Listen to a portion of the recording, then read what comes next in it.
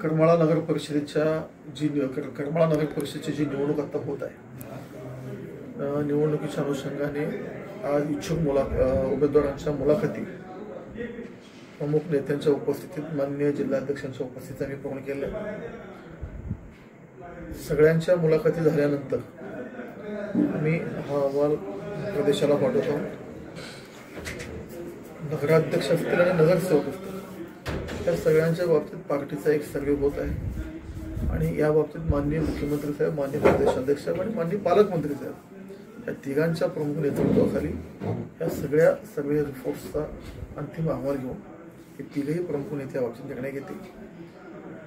पहिल्यांदाच भारतीय जनता पार्टी यावेळी एवढ्या ताकदीने या करमाळा नगरपालिकेच्या निवडणुकीत उतरलेली आहे आणि मला निश्चित खात्री आहे की करमाळावासीय यावेळी या करमाळा नगरपालिकेवर माननीय देवेंद्रजींच्या नेतृत्वाखाली ही जी निवडणूक राज्यात होत आहे त्या निवडणुकीत जो यश राज्यभर संपादित करणार आहोत त्यामध्ये निश्चितच करमाळाचा वाटा राहील आणि करमाळाच्या नगरपालिकेवर भारतीय जनता पार्टीचा झेंडा पडणार। आपण महायुती म्हणून ही निवडणूक लढणार आहात की भाजप म्हणून स्वतंत्र? नाही, तो निर्णय आमचे वरिष्ठ नेते आणि स्थानिक आमचे सगळे नेते यांच्या चर्चेने होईल, पण आम्ही नगराध्यक्षाची निवडणूक ही कमळ चिन्हावर लढवत आहोत। बाकीच्या युतीच्या बाबतीत जो निर्णय आहे तो आमचे नेते आणि स्थानिक नेते ह्या सगळ्यांच्या चर्चेत तो निर्णय होतो। करमाळा तालुक्याच्या राजकारणात गटातटाचं राजकारण चालतं आणि जे प्रतिस्पर्धी उमेदवार जे आहेत, जयवंतरावजी जगताप यांचा गट इथं स्ट्रॉंग आहे आणि त्यांच्या घरातला उमेदवार आहे महायुती म्हणून, ते देखील उपमुख्यमंत्री शिंदे यांच्या शिवसेनेत आहेत। तिथं तडजोड कशी केली जाणार?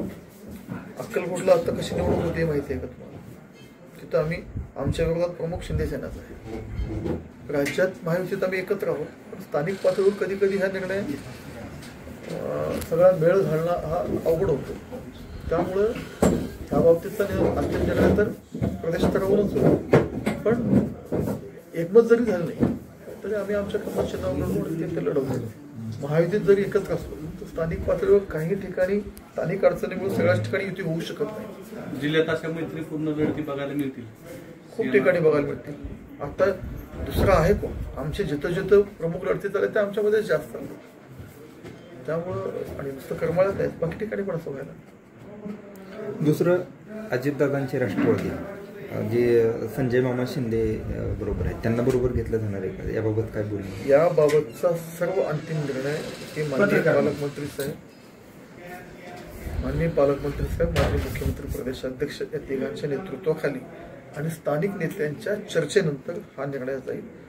पण एक निश्चित आहे की करमाळा नगराध्यक्षाची निवडणूक आम्ही 100% कमळाला लढवतोय।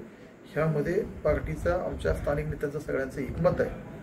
खर्चाच्या बाबतीत काय होईल तो निर्णय आमच्या सूचना आहेत त्या पद्धतीने निर्णय घेऊ, पण तुर्तास तरी आम्ही कमळ चिन्हावर लढवतो। सर, आता आपण या ठिकाणी आलेलो आहात, परंतु करमाळा तालुक्यातील भाजपाचं म्हटलं तर या ठिकाणी भाजपाचे बऱ्याचपैकी गटागटामध्ये बीजेपी या ठिकाणी विखुरलेली दिसून येते। आता या ठिकाणी एकत्रित हा शब्द जरी तुम्ही वापरला तरी सुद्धा निवडणुकीसाठी कशा प्रकारे येतील प्लॅनिंग प्लॅनिंग तुम्हाला कसं सांगणार आम्ही? कारण की नाही गटात छोट्या छोट्या मायक्रोमध्ये ही ते बीजेपी विखुरली गेली आहे। हे बघा, जिथं गाव आहे, गल्ली आहे, तिथं राजकारण आहे, तिथं थोडासा 19-20 प्रकार होतो, पण एकदा निर्णय झाला की सगळे भारतीय जनता पार्टीचे कार्यकर्ते कुठल्याही द्विधा मनस्थितीत न राहता आमचा अजेंडा भारतीय जनता पार्टीने कमळ आहे। त्यामुळे जो निर्णय होईल तो सगळ्यांना मान्य होईल आणि सगळे आम्ही एकत्रित होऊन ताकदीने निवडणूक लढू आणि ही नगरपालिका आम्ही जिंकू। विधानसभेचा प्रकार इथं होणार नाही का? आता पक्षाचे आदेश आले तरी विरोधात काम केल्याचं दिसायला मिळालं नाही, मला नाही कळत। विधानसभेला पक्षाचा आदेश असला तरी काही कार्यकर्त्यांनी भारतीय जनता पक्षाच्या विरोधात काम केलं होतं किंवा ठराविक माहितीच्या उमेदवाराला काम केलं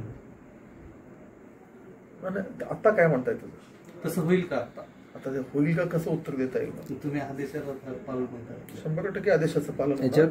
आम्ही कमळ चिन्हावर लढवतोय, कमळ चिन्हावर लढताना सगळे एकत्र येऊन निवडणूक लढणार आणि ह्याच्या बाबतीत काही 19-20 प्रकार होत असेल तो वरिष्ठ स्तरावर निर्णय घेईल। दुसरा एक असा प्रश्न आहे, म्हणजे भाजप म्हणून सध्या बागल गटाच्या रश्मी दिदी बागल तर आपल्याबरोबर आहेतच, दुसरं कन्हैयालाल देवी हे देखील आहेतच बरोबर, पण हे दोन्हीही उमेदवार स्ट्रॉंग होऊ शकतात इथं. ह्याच्यात बंडखोरीची शक्यता नाकारता येत नाही. त्यावेळेस काय केलं जाणार? अजून दुसरा सुद्धा उमेदवार येऊ शकतो. बंडखोरी कोणाचीही नाही होणार. हे सगळेजण मान्य देवेंद्रजींच्या नेतृत्वाखाली काम करतात आणि मान्य देवेंद्रजी जो निर्णय घेतील तो सगळ्यांना निश्चित मान्य होईल. सर, बागल गटाच्या दृष्टीने जर विचार केला तर आता सध्या बागल गट हा पूर्णतः बीजेपीच्या कमळ चिन्हावर इथं निवडणूक लढवतो असं आपण म्हणत आहोत. परंतु या ठिकाणी बागल गटाचे दिग्विजय बागल हे सुद्धा शिवसेनेमध्ये काम करतायत. कुठेतरी मतांचं विभाजन, त्याचा निर्णय लवकर होईल आणि तो आम्ही त्यावेळी तुम्हाला सांगतो.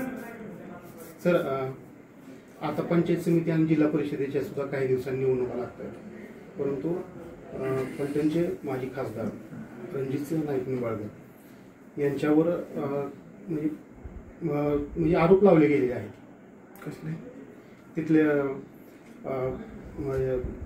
एका बिल्डरला आतमध्ये टाकणं असेल किंवा तिथल्या महिला डॉक्टरच्या विषयीचा हे वेगवेगळे आरोप लावले गेले आहेत. त्याचा परिणाम इथं दिसून येईल. म्हणजे आता जिल्हा परिषद मिनी मंत्रालय, ही लोकसभेची निवडणूक नाही. पहिली गोष्ट मिनी मंत्रालय तर ही निवडणूक ह्या सगळ्यांची. ही निवडणूक माननीय देवेंची भारतीय जनता पार्टी प्रदेशाध्यक्ष पालकमंत्री या सगळ्यांच्या नेतृत्वाखाली होत आहे. माननीय खासदार रणजित निंबाळकर साहेब आमचे नेते आहेत. त्यांनी जी घटना घडलेली त्याच्याबद्दल सविस्तर खुलासा दिलेला आहे. त्याच्या गोष्टीचा कुठलाही इम्पॅक्ट या निवडणुकीवर राहणार नाही. आणि आता जो कानोसा घेत आहे इथली जनता पूर्ण भारतीय जनता पार्टीच्या पाठीशी, आम्हाला त्याची खात्री. त्यामुळे त्याचा कुठलाही इम्पॅक्ट ह्या इलेक्शनवर राहणार नाही. आता आपण इच्छुकांच्या मुलाखती घेतल्या तर कशा प्रकारचा प्रतिसाद जाणवणार? तुम्हाला जाणवत आहे ना, भारतीय जनता पार्टीला पहिल्यांदा एवढा प्रतिसाद आम्हाला छान मिळाला. ह्याचं श्रेय कुणाला?